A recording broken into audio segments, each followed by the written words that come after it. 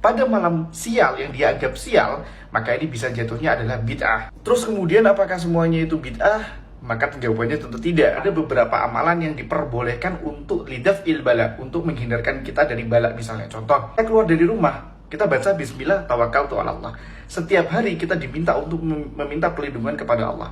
Maka dalam hal ini bentuk ikhtirazan wa ihtiyatan, bentuk kehati-hatian kita, maka boleh teman-teman sholat dengan hujah sholat sunnah mutlak. Misalnya sholat sunnah hajat misalnya, untuk daf'il bala, untuk menghindari bala. Maka ini boleh-boleh saja. Namun kalau sampai ada ibadah ritual khusus, sholat Rebu Wekasan, bikin ini, bikin itu, nggak boleh keluar, maka ini bisa jatuhnya adalah bid'ah. Dan bahkan kalau kita percaya, sama saja kita meragukan Allah. Dan kalau sudah meragukan Allah, jatuhnya syirik akbar. Namun dalam kitab Kanzun Najah was Surur, para ulama membantah, ulama Ahlussunnah wal Jamaah dalam bab itu membantah bahwasanya tidak ada dalil nas, tidak bisa ini dijadikan hujah bahwasanya ini adalah sesuatu yang harus kita amalkan dengan amalan ataupun ritual yang diajarkan harus baca ini, baca itu, tidak ada. Karena Nabi SAW juga tidak pernah meriwayatkan hal tersebut dari sahabat, tabi'in juga tidak ada. Maka untuk urusan ini, untuk bab ini ditolak dan tidak bisa dijadikan hujah untuk kita takut, untuk kita melakukan ritual khusus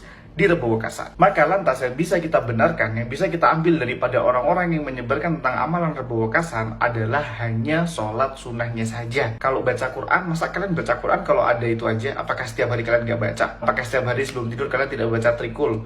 Haruskah sesuatu khusus dulu baru kalian baca? Maka jawabannya adalah tidak. Boleh kalian mungkin bentuk tadi kehati-hatian sholat sunnah, sholat mutlak, sunnah mutlak, yaitu sholat hajat, tujuannya daf'il bala, maka ini diperbolehkan. Bukan usolli sholat lidaf'il bala fi Rebu Wekasan. Nah, ini nggak ada.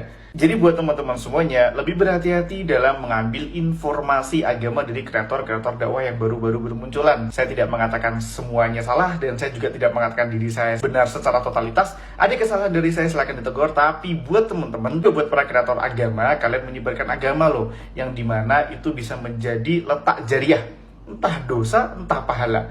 Dan caranya bagaimana? Silakan bertabayun kepada guru-guru kalian. Apakah hal ini benar? Apakah kalian nge-share amalan yang ternyata itu palsu, maudhu, dan ternyata itu mungkar? Karena tanggung jawabnya adalah pada diri kamu. Jika ada orang yang melakukan bahkan ketakutan gara-gara nonton konten kamu, maka dosanya, maka akibat dari apa yang dia lakukan yang itu bernilai dosa juga dapatnya ke kamu, juga sampainya juga ke kamu. Semoga bermanfaat. Barakallahu fikum.